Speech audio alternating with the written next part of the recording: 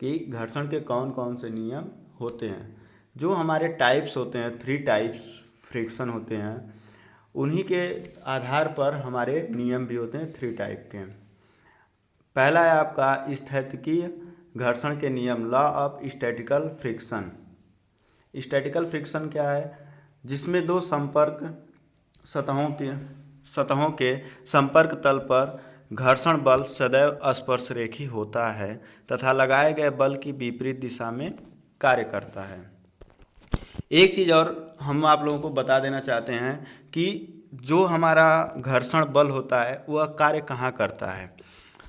यदि कोई बॉडी है किसी तल पे रखी गई है, उस पे जब हम कोई फोर्स लगाते हैं तो फोर्स लगाने के कारण वह बॉडी जिस दिशा में गति करने वाली होती है या गति करती है, उस दिशा के विपरीत दिशा में हमारा घर्षण बल कार्य करता है।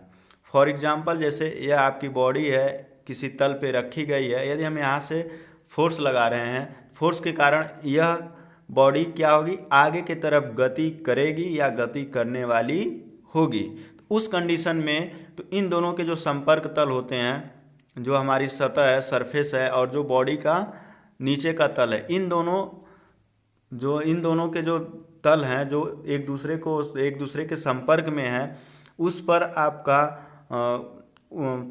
उसके स्पर्श रेखीय होता है, उन दोनों तल के स्पर्श रेखीय होता है। टेंजेंशियल आपका घर्षण बल कार्य करता है, लेकिन क्या कार्य करता है, गति होने वाली दिशा में या गति की दिशा में, उसके गति के दिशा के ठीक विपरीत दिशा में, यानी कि वह पीछे की तरफ कार्य करेगा। फ्रिक्शन बल म्यू आर। दूसरा क्या है आपका, घर्षण बल एक स्वसंजक बल है और स्थैतिकी संतुलन की स्थिति में बल लगाए गए बल के ठीक बराबर होता है ताकि पिंड की गति में आने से केवल रोका जा सके। यह आपका घर्षण बल क्या होता है कि यदि कोई स्थैतिकी संतुलन की स्थिति में बल लगाते हैं, कोई वस्तु स्थैतिकी संतुलन में है यानी स्टैटिकल इक्विलिब्रियम कंडीशन में है, तो वहाँ पर जो बल लगाते हैं तो वह बल आपका लगाएंगे तो उस बल के बराबर क्या होगा, हमारा घर्षण बल होगा, जो क्या करता है कि पिंड को गति में आने से केवल क्या करता है, रोकता है। रोकने का मतलब है पिंड को गति में आने नहीं देता है, उसको रोके रखता है। तो वहाँ पर क्या होता है कि जो आपका घर्षण बल होता है वह आपके लगाए गए बल के बराबर होता है। किस कंडीशन में, स्थैतिकी संतुलन की, स्टैटिकल इक्विलिब्रियम की कंडीशन में।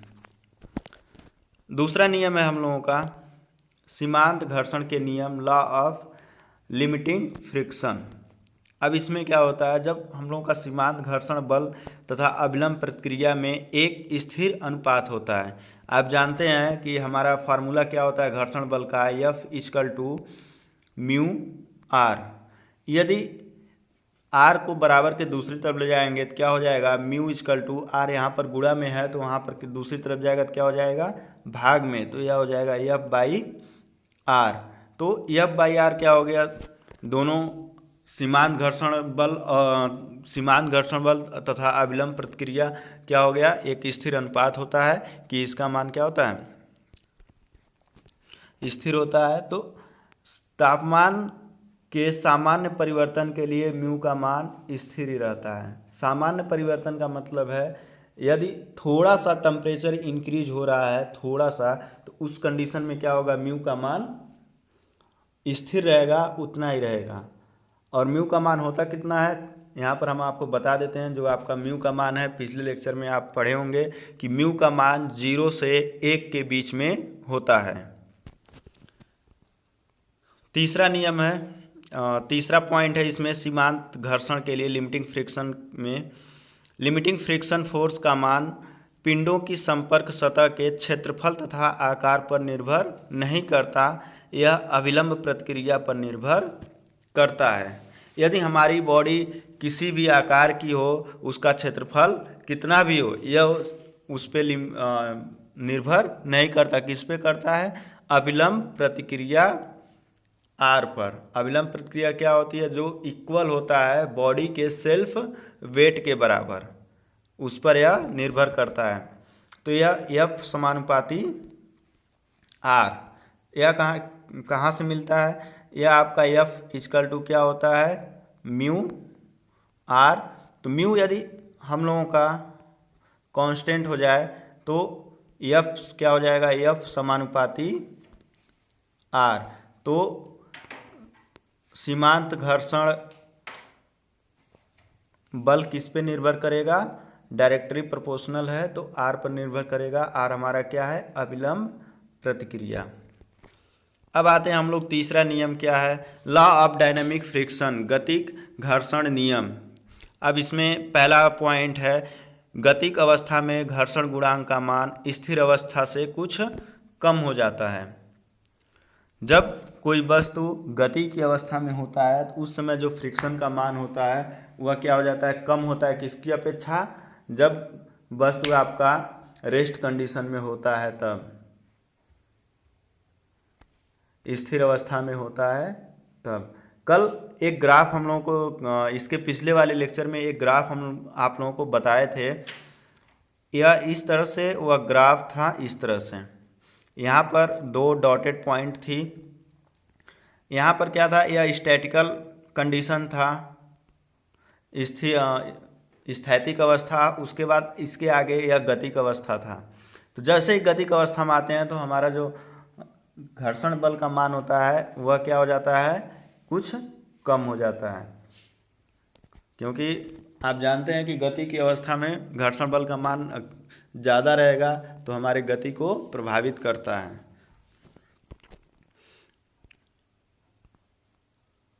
दूसरा है आपकी सापेक्ष गति की स्थिति में घर्षण बल गति की दिशा के विपरीत होता है। इसके पहले ही हम आप लोगों को आज के लेक्चर के स्टार्टिंग में ही बताए हैं कि जो हमारी घर्षण बल होता है वह कहाँ पर लगता है और किस दिशा में लगता है। जो हमारी पिंड होती है, पिंड पर जब हम लोग बल लगाते हैं, बल लगाने से पिंड हमारी जिस दिशा में गति करने वाली होती है या गति करती है उस दिशा के ठीक विपरीत दिशा में होता है। तीसरा है आपका गतिकीय घर्षण बल का मान पिंडों के सापेक्ष गति के मानों पर निर्भर नहीं करता, बल्कि यह स्थिर होता है। डायनामिक फ्रिक्शन का जो मान होता है वह उसके गति पर निर्भर नहीं करता है। किस पे क्या होता है? कांस्टेंट होता है। इसके बाद अगला है आपका सीमांत संतुलन। अब ये सीमांत संतुलन, अविलंब प्रतिक्रिया और परिणामी प्रतिक्रिया है, ये सब आपके कुछ परिभाषाएं हैं जो आपके एग्ज़ाम में 1-1, 2-2 नंबर के क्वेश्चन में आते हैं। 1-1, 2-2 नंबर का मतलब होता है कि आपको क्वेश्चन में लिख देगा कि नीचे दिए गए कुछ टॉपिक को संक्षिप्त में लिखें। तो वहाँ पर कुछ दे देगा, वहाँ पे आपको परिभाषाएं लिखना होता है। परिभाषाओं के साथ साथ यदि उस टॉपिक का कोई फार्मूला है तो आपको परिभाषा लिखने के बाद फार्मूला लिखना रहता है। वह 1 नंबर 1.5 नंबर का क्वेश्चन रहता है। तो सीमांत संतुलन क्या होता है? Limiting equilibrium. संपर्क में रखे दो पिंड जब संतुलन की अवस्था में हो तथा उनमें सापेक्ष गति होने वाली हो तो पिंड का यह संतुलन सीमांत संतुलन कहलाता है। सीमांत संतुलन का मतलब है वह जो आपकी जब किसी वस्तु को बल लगाते हैं तो बल लगाते ही तुरंत वह वस्तु गति की अवस्था में नहीं होता है। धीरे धीरे बल को बढ़ाते हैं, तो जैसे जैसे धीरे धीरे बल बढ़ता है तो एक कंडीशन ऐसा आता है कि उससे ज़्यादा बल लगाने पर हमारी पिंड क्या होती है? गति की अवस्था में आ जाती है। तो उस मैक्सिमम बल पर जो गति की अवस्था में आने वाली होती है उस कंडीशन में जो हमारी पिंड होती है उसी संतुलन की अवस्था में, तो उसी कंडीशन को हम लोग कहते हैं सीमांत संतुलन। लास्ट पॉइंट, उसके बाद बॉडी आपकी क्या होती है? गति की अवस्था में चली जाती है। अविलंब प्रतिक्रिया बल, रिजल्टेंट रिएक्शन। पिंड की संपर्क सतह पर लंबरूप दिशा में कार्य करने वाले प्रतिक्रिया बल को अविलंब प्रतिक्रिया कहते हैं, इसे आर से प्रदर्शित करते हैं। या जैसे यह कोई बॉडी है किसी फर्श पे रखी गई है, तो बॉडी के द्वारा फर्श पे कुछ बल लगेगा नीचे की तरफ, जो क्या होगा, बॉडी का सेल्फ वेट होगा, यह आपका डब्लू होगा। उसके विपरीत दिशा में हमारे न्यूटन का थर्ड लॉ क्या कहता है कि यदि कोई वस्तु किसी दूसरी वस्तु पे बल लगाती है तो दूसरी वस्तु भी पहली वस्तु पर उतना ही बल लगाता है, लेकिन विपरीत दिशा में। तो फर्श के द्वारा जो प्रतिक्रिया बल लगेगा वह क्या होगा, जस्ट जो आपका डब्लू कार्य कर रहा है उसकी विपरीत दिशा में। डब्लू नीचे की तरफ कार्य कर रहा है तो अविलंब प्रतिक्रिया बल रिजल्टेंट रिएक्शन हमारा ऊपर की तरफ कार्य करेगा, इसे आर से प्रदर्शित करेंगे। इसका मान जो होगा वह किसके इक्वल होगा, बॉडी के सेल्फ वेट के बराबर। अगला है आपका परिणामी प्रतिक्रिया रिजल्टेंट रिएक्शन। चरम घर्षण बल कैपिटल एफ और अविलंब प्रतिक्रिया आर के परिणामी बल एस को परिणामी प्रतिक्रिया कहते हैं। अब यह क्या होता है कि कोई वस्तु किसी तल पे रखी गई है, तो यहाँ से कोई आपका बल लग रहा है P, आगे की तरफ लग रहा है, तो वस्तु हमारी आगे की तरफ क्या करेगी, गति करेगी। तो इसके जस्ट पीछे की तरफ हमारा क्या लगेगा, घर्षण बल F, जो होगा क्या, म्यू आर के बराबर। अविलंब प्रतिक्रिया कहाँ लगेगा, ऊर्ध्वाधर ऊपर की तरफ आर। अब इन दोनों का जो परिणामी होगा वह होगा क्या आपका यस, वह क्या होगा यस। उसी को, इसी यस बल को हम लोग कहते हैं परिणामी की प्रतिक्रिया। आगे है घर्षण गुणांक कोफिशिएंट ऑफ फ्रिक्शन। घर्षण बल तथा अविलंब प्रतिक्रिया का अनुपात को हम लोग घर्षण गुणांक कहते हैं, इसे म्यू से प्रदर्शित करते हैं। आप इस फार्मूले को आगे भी पढ़े हैं, कई बार बताया जा चुका है। एफ बराबर क्या होता है, म्यू आर, तो म्यू इक्वल टू क्या हो जाएगा, एफ बाई आर। तो यह आपका क्या हो गया, जो म्यू होता है उसे वही क्या होता है, हमारा घर्षण गुणांक होता है, जिसका मान 0 से 1 के बीच में होता है। यहाँ पर देखिए म्यू का मान कहाँ कितना होता है, 0 से 1 के बीच में होता है। हमारा घर्षण बल का मान 1 से ज़्यादा नहीं हो सकता है। यदि आप किसी क्वेश्चन को सॉल्व कर रहे हैं और म्यू का मान 0 से कम आ जाए या 1 से ज़्यादा आ जाए तो वह आपका गलत है। 0 से 1 के बीच में ही म्यू का मान होता है, कोफिशिएंट ऑफ फ्रिक्शन। अगला है आपका घर्षण कोण, एंगल ऑफ फ्रिक्शन। सीमांत संतुलन की अवस्था में दो संपर्क सतहों के बीच कार्य करने वाला चरम घर्षण बल म्यू आर, या जिसे हम लोग कहते हैं कैपिटल एफ, तथा अविलंब प्रतिक्रिया आर के परिणामी बल यस द्वारा अविलंब प्रतिक्रिया की दिशा से बनाए जाने वाले कोण को घर्षण कोण कहते हैं। अब यहाँ पर जो अविलंब प्रतिक्रिया बल है और घर्षण बल है, इन दोनों का जो परिणामी है वो क्या है आपका, अभी इसके पहले हम लोग पढ़े हैं परिभाषा किसका, परिणामी प्रतिक्रिया का, रिजल्टेंट रिएक्शन। रिजल्टेंट रिएक्शन जो हमारा है वह है यस। रिजल्टेंट रिएक्शन क्या है, यस। यस के दो घटक हैं, एक आपका ऊर्ध्वाधर घटक आर और क्षैतिज घटक म्यू आर, जो हमारा क्या होता है कैपिटल एफ इक्वल टू। तो यस के कितने घटक, दो घटक, हॉरिजॉन्टल में म्यू आर और वर्टिकल में आर। तो जो यस का वर्टिकल घटक से जो एंगल होगा, वर्टिकल घटक से एंगल यह जो है यह आपका क्या है, लेम्डा है। इसी एंगल को हम लोग कहते हैं घर्षण कोण। इसी एंगल को क्या कहते हैं, घर्षण कोण। अब इस घर्षण कोण का मान क्या होता है, जो यस के दो घटक हैं, पहला घटक आपका क्या है वर्टिकल आर, दूसरा घटक हॉरिजॉन्टल म्यू आर। तो यस का वर्टिकल में जब लेंगे तो क्या हो जाएगा आपका यस कॉस, यहाँ पर लेम्डा कोण है तो S cos lambda equal to R, और हम लोग जब इसको क्षैतिज में लेंगे तो यस क्षैतिज में हमारा क्या होगा, साइन होगा। तो S sine lambda equal to mu R. अब हॉरिजेंटल में साइन होगा और वर्टिकल में कास होगा, इसलिए क्योंकि जो हमारी रिजल्टेंट रिएक्शन है, परिणामी प्रतिक्रिया है, वह हमारा किससे कोण बना रहा है, ऊर्ध्वाधर से। जब ऊर्ध्वाधर से हमने कोण लेमडा मान रखा है तो ऊर्ध्वाधर में हम लोगों का क्या होगा, कॉस होगा, और वर्टिकल क्षैतिज में हॉरिजेंटल में हम लोगों का क्या होगा, साइन होगा। तो क्षैतिज में S sine lambda equal to किसके बराबर होगा, म्यू आर, जो इसका क्षैतिज घटक है, और ऊर्ध्वाधर में S cos lambda equal to क्या होगा, आर। पहला वाला इक्वेशन नंबर 1 और दूसरा वाला इक्वेशन नंबर 2। इक्वेशन 1/2 से 1/2 से, तो 1/2 करेंगे, S sine lambda upon S cos lambda equal to mu R upon R. तो यहाँ पर आर ऊपर और नीचे दोनों है, तो आर से आर कैंसिल हो गया, बराबर के दूसरी तरफ यस ऊपर और नीचे दोनों है, तो यस से यस कैंसिल हो गया। Sine lambda upon cos lambda आप जानते हैं क्या होता है, टेन थीटा होता है। तो टेन, अब यहाँ पर एंगल आपका लेमडा है तो क्या हो जाएगा, टेन लेमडा।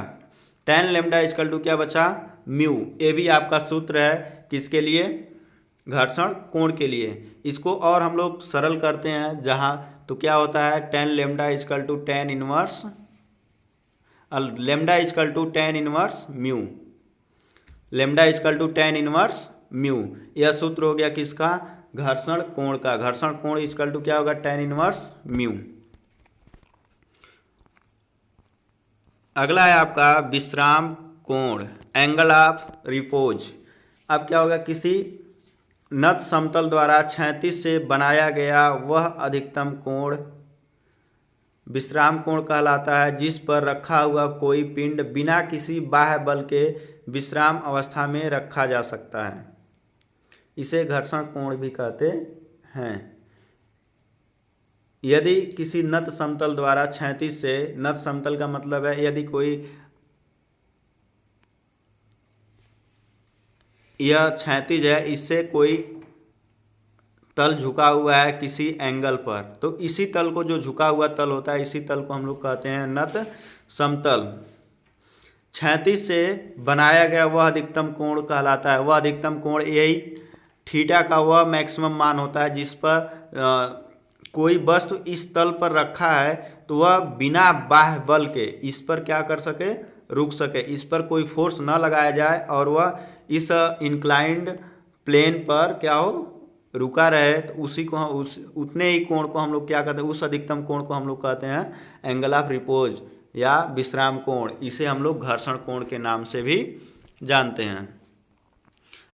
घर्षण शंकु, कोण ऑफ फ्रिक्शन क्या होता है, यदि घर्षण कोण को शंकु का अर्ध शीर्ष मानकर परिणामी बल यस को अविलंब प्रतिक्रिया आर के सापेक्ष घुमाने पर बने शंकु को घर्षण शंकु कहते हैं।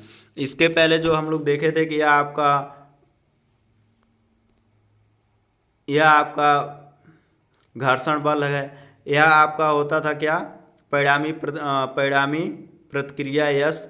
इसको अविलंब प्रतिक्रिया आर के सापेक्ष क्या किया जाए, इसको घुमाया जाए। इस तरह से घुमाने पर क्या बनेगा, एक शंकु के आकार का क्या हो जाएगा, बन जाएगा। इसी जो शंकु के आकार का बनेगा, इसी शंकु को हम लोग क्या कहते हैं, घर्षण शंकु कहते हैं।